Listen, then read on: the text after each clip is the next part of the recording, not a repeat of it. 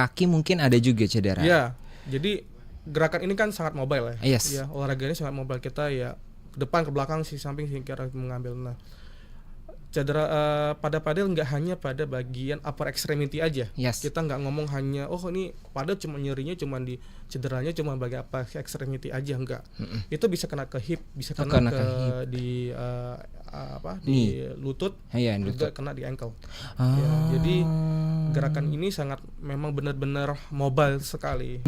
Jadi dilatih cara bagaimana melakukan olahraga itu dengan aturan seperti ini ya, tanpa melibatkan, jangan sampai cedera yang berlebihan. Gitu. Nah, kalau kita lihat sekarang tuh banyak yang usia-usia yang produktif malah lebih bermainnya lebih agresif ya, lihat. Ya. Iya lagi. Jadi ada yang mungkin teman-teman saya tuh ada yang mungkin sampai seminggu sampai 4 kali atau 3 kali. Oke. Ya. Tapi balik lagi. Jadi olahraga itu membuat kita supaya sehat. Ya, jangan sampai ya olahraga itu malah membuat badan encok segala macam, tangan sakit ya, itu jangan. Jadi jangan. Itu yang sesuai dengan ini kita. Porsinya juga, dan kalau misalnya tadi sinyal tubuh udah ngasih kalau tubuh udah ngasih sinyal, itu waktunya juga untuk istirahat.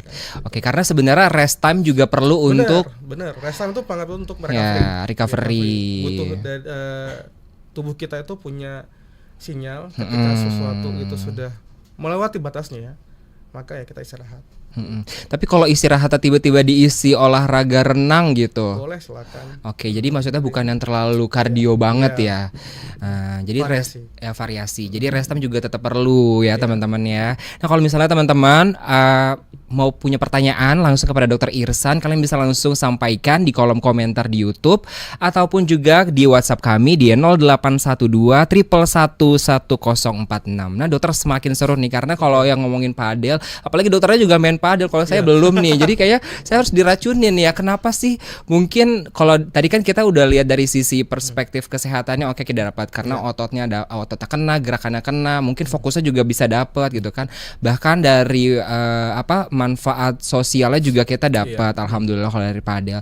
Tapi kalau misalnya nih ada beberapa orang gitu yang mungkin belum tahu bahwa kalau kita ngomongin padel, kalau misalnya teman-teman asal main aja, asal datang terus main nyoba, menganggapnya ini mungkin kalau udah biasa main bulu tangkis, enggak bakal beda jauh, atau misalnya main tenis bahkan udah lebih expert lagi kan dibandingkan padel, enggak beda jauh. Nah mungkin dokter bisa ngasih tahu nih bahwa apa sih resiko-resiko tertentu yang bisa terjadi ketika kita main padel tapi tanpa ilmu gitu, Dok? Oke. Jadi ini berkaca dari pengalaman saya sendiri. Oke. Saya suka main bulu tangkis, suka main tenis. Oke, tiga-tiganya dapat berarti. Oke.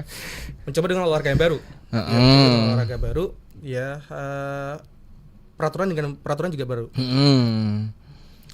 Ketika saya basicnya awalnya main tenis, ketika saya main padel, ini kok ada feel yang beda nih. Ya, jadi cara mukulnya. Kalau tenis mungkin pukulannya lebih agresif ya, pokoknya harus full power gitu ya.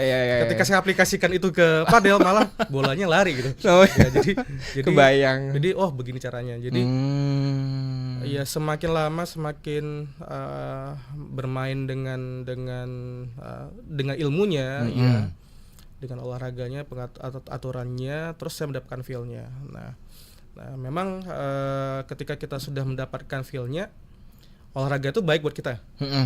Artinya, saya dapat keringat nih di sini.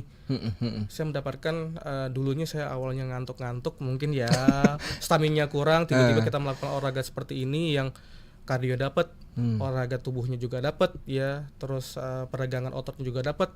Merasa ya stamina semakin lama semakin naik gitu. Ya. Jadi fokus kerja juga dapat. Jadi dengan olahraga seperti padel ini menurut saya sih membantu sekali ya. Membantu sekali. Tapi mungkin risiko yang kita bisa dapat kalau kita main asal-asalan aja, jadi, Dok. Dari cara pegang aja tuh juga harus kita tentukan. Jadi artinya memegang suatu raket butuh namanya bagaimana cara memegangnya dengan baik. Ya, arisnya harus dikunci, regangan elbow-nya harus dapat, shoulder-nya juga harus dapat. Artinya jangan sampai, contohnya misalnya kita melakukan backhand, backhand itu kan paling sering cedera tuh pasien tuh kalau dia mengalami Dulu awalnya kita ngomongnya tenis elbow, sekarang Oke. namanya padel elbow. Oke. Ya, jadi berubah nih, berubah namanya, Jadi berubah pada nih. elbow. Padel elbow. Jadi kalau kita sebutnya adalah lateral epicondylitis. Jadi Oke. suatu robekan yang terjadi pada daerah insertio dari flex extensor tendon. Jadi yang rasanya adalah pasien itu kok dok nih nyeri sekali ya di bagian elbownya. Nah itu yang perlu diedukasikan dengan baik. Ya, jadi setiap olahraga itu pasti ada resiko cedera. Nah, ketika kita melakukan olahraga tertentu, ya sama kayak tadi saya bilang adalah kita harus mendapatkan dulu feel cara megangnya, ya, terus bagaimana cara melakukan kayak backhand smash atau backhand, ya, ya cara peregangan elbownya bagaimana. Nah, kalau kita sudah mendapatkan ilmu dengan baik, maka ya itu setidaknya melakukan sebagai preventif. Preventif. Nah, jadi supaya jangan jadi cedera. Nah, Oke. gitu. Kalau pada kaki mungkin ada juga cedera. Ya, jadi gerakan ini kan sangat mobile ya. Yes. Ya, olahraga ini sangat mobile, kita ya ke depan, ke belakang, sisi samping, kira mengambil. Nah, cedera pada padel nggak hanya pada bagian upper extremity aja. Yes. Kita nggak ngomong hanya ini padel cuma nyerinya cuma di cederanya cuma bagian upper extremity aja, enggak.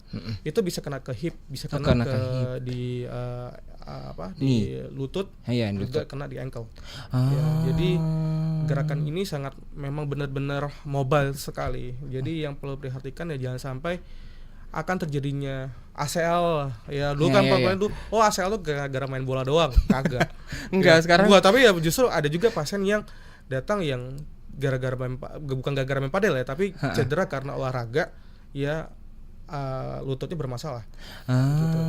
Jadi ada gaya akselerasi yang ditimbulkan pada olahraga ini, tetapi tubuhnya itu belum siap.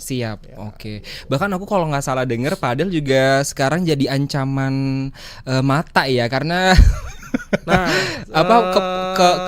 kegebok bola ada loh dokter. Bisa ada ya? Ada, katanya dokter mata juga agak lumayan kena pasien dari pemain padel. Ya. Mungkin ada ya. Mungkin ada.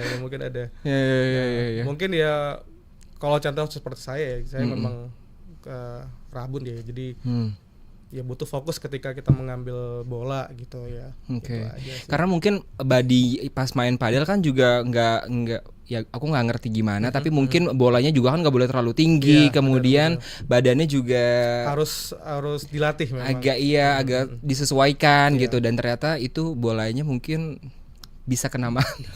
Ada, karena beberapa public figure ada yang gitu. Iya, kenapa? Ada kena mata. Temannya mungkin dia harus dinasihatin.